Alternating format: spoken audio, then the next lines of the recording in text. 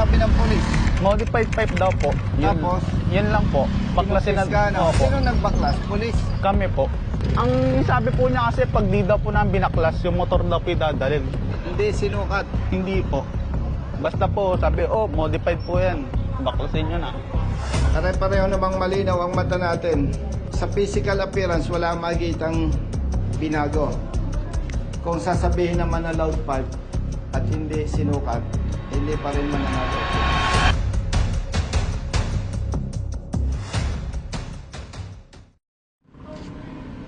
Okay. Salamat po. Thank you, ha. Asan yung rider? Diyan po sa labas. Palapitin mo dito. Sa harap tayo ng munisipyo.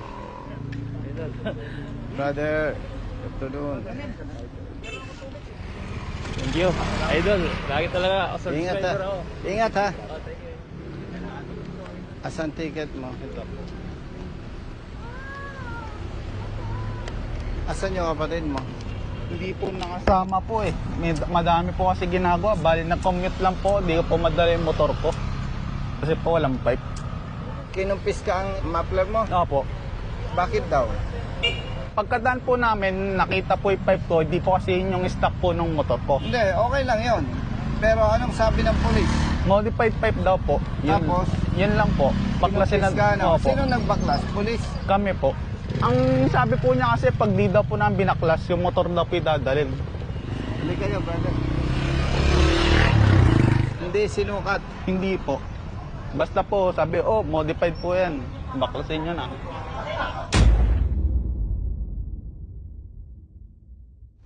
Brother, ikaw ang happy dito? Negative, sir. Deputy, sir. Deputy, sino happy dito? Si Police Major Johnson, sir. Nasaan siya? Ngayon, sir, nasa Malolos po siya, sir. Hindi bale, nandito ka naman eh. Yes, sir. Sino ang operation officer niyo dito? Naka-ano kasi, sir, si Lieutenant Alcázar, sir. Opo. Sino ang operation PNC o? Nandiyan ba siya? O sige. Pwede bang makita yung ordinansa na ipinapatupad nyo patungkol sa muffler? Yes, sir. Pasuyo. Yung mo, sir, yung sa bawah ng table ko. Sir. Pahiram ako. Yes, sir.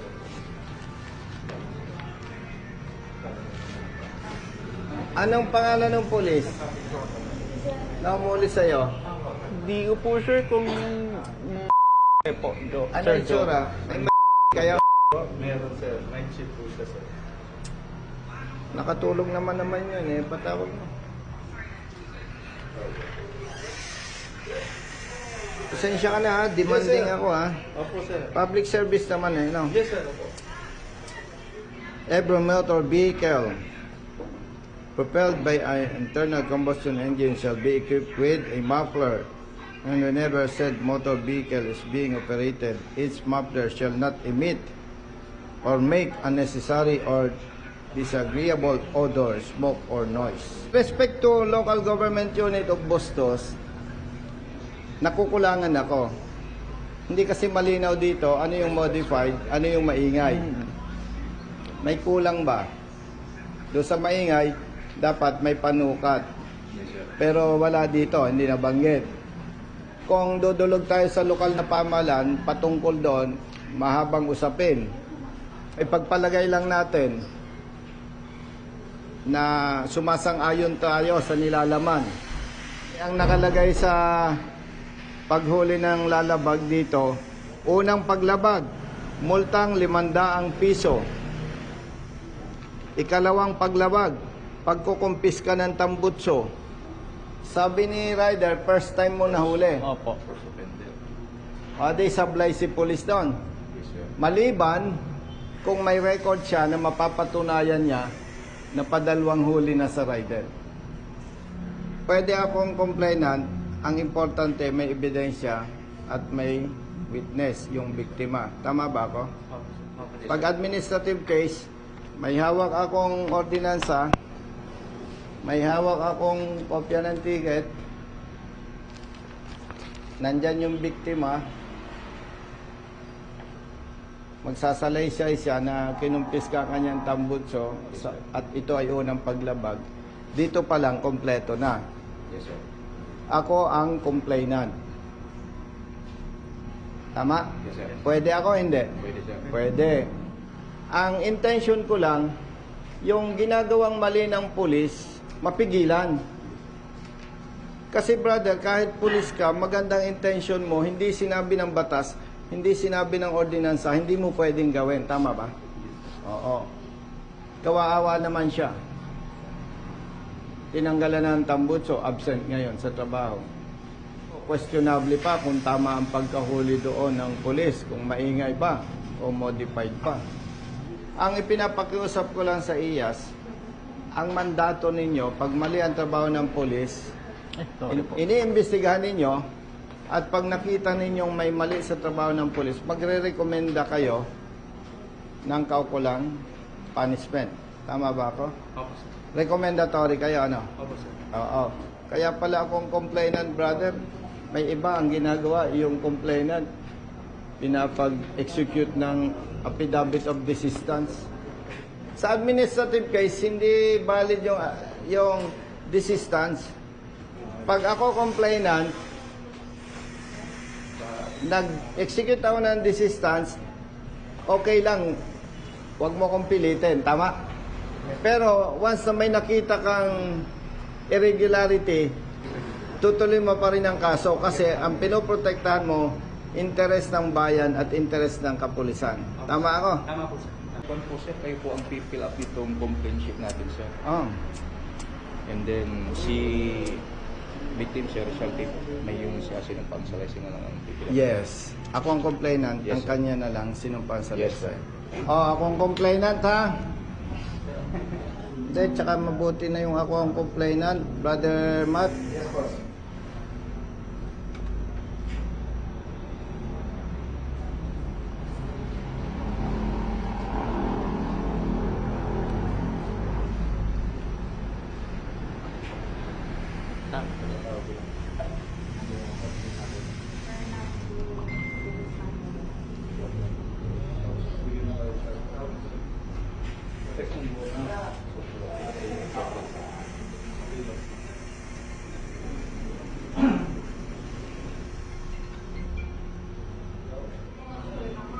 Nominal complainant ako, ano? Tama, ano? Ano ha? Mag-xerox na lang ng lisensya ko, no? Para reference nyo rin, ano? Ilang kopya ba? Tatlo, sir.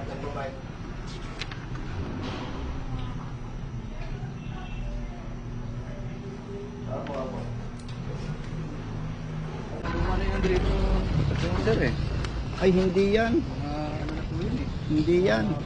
Sila mo, ba? Wala dyan, wala dyan. Baka naikabit na nung polis mo. Alin ang kapareho? Ito yung kapareho. Pag ang motorsiklo, tinanggalan mo ng muffler, mas maingay lalo. Tama ba? Kaya nga hindi nila naimaneho. Masyadong maingay.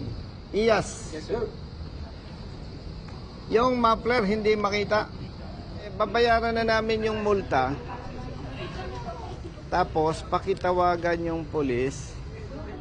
Si itanong kung ito bang si Esteban pailang beses na niya nahuli.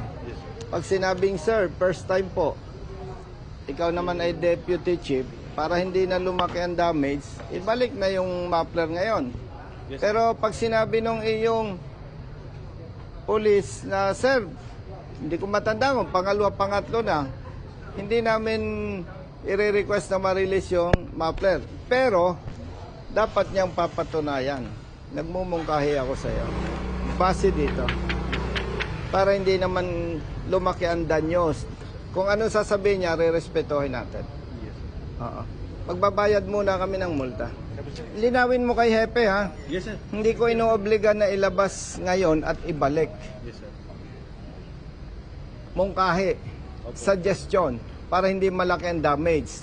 Sige, punta lang kami sa munisipyo. Magbayad muna kami ng Yes, sir. multa.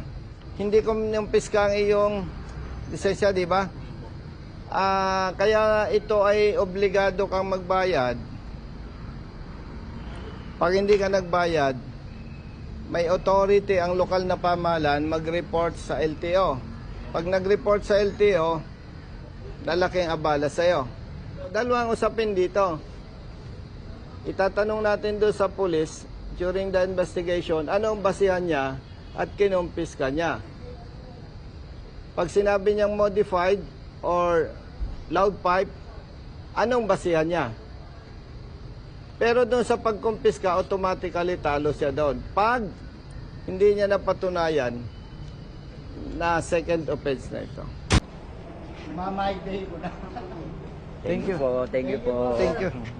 Ganda, thank you. Thank you. Kaya nga po, right sa taas eh. Bakit nga ano? Basta, Napabayaan sa kusina.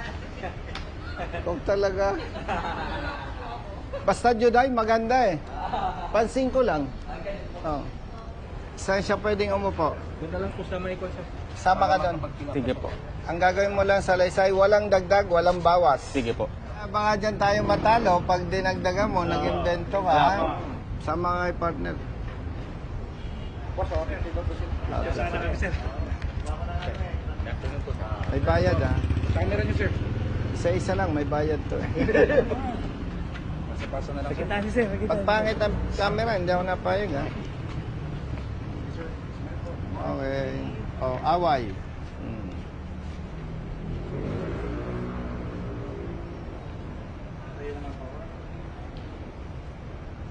Okay. Thank you, sir. Thank you, sir.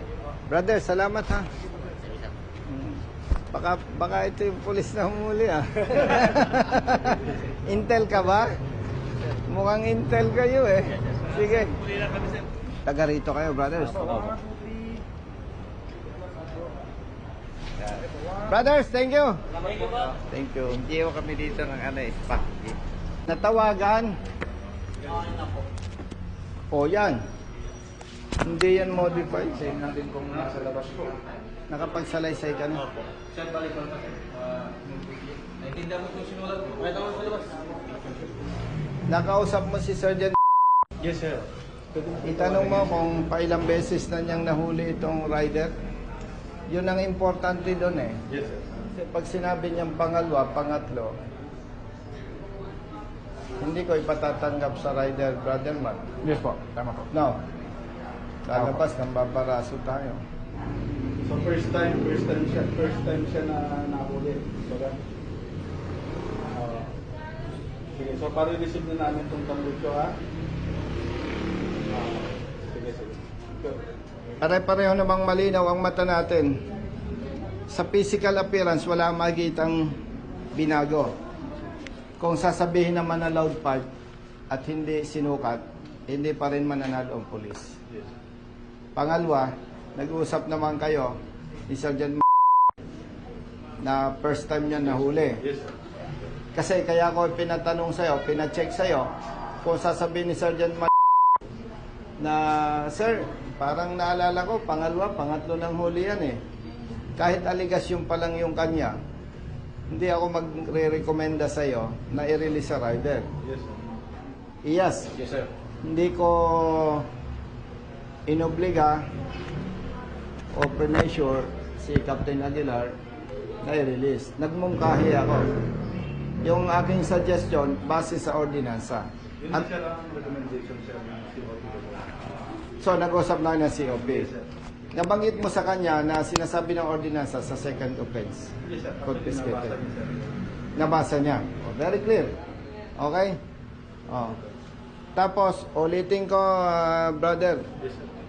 Hindi ko kilala si Sergeant kahit sino sa inyo. Wala akong nakasama sa assignment na pwedeng iisipin na baka pinipersonal ni Colonel Busita. Ang gusto lang natin, yung maling ginagawa ng ibang pulis, hindi lahat eh, may tama. Para hindi kawaawa yung katulad niya. At the same time, para umangat ang respeto ng mamamayan sa mga uniformading pulis. Salamat sa oras mo. Yes, sir. Salamat sa inyong dalawa. Salamat pala sa inyong Chief, Provincial Lias. Yes, sir. No? Itong atin ay public service. Kung kayo'y nabalat, medyo may katagalan, kasalanan nyo yan. Bakit? Nagpulis kayo. Di ba? Kasi kung hindi kayo nagpulis, hindi ako pwedeng mag-request sa'yo. Tama ba? Yes, sir. Oo. Sir, pa-receive na po namin. Receivein mo, brother. Sabi sa mga kasama nyo, kung manghuli kayo at tama, kahit banggitin pangalan ko, huwag kayong maalarma doon. Yes, sir. Pero pag mali, magdalawang isip kayo, ha? Kakasuhan ko kayo. Yes, sir. Noted, Ah. sir. PO1 minus 1, ano yun? Ah. Ingat, ha? Yes, sir. Brother, thank you. Salamat, text mo ako. Sabi mo kay Hepe, salamat. Yes, sir.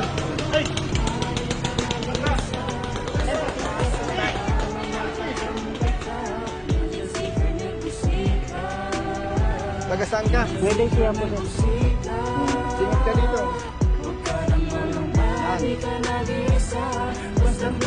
Oh, iyas. Picture mo ulit. Nasaan yung isa? Pero ba?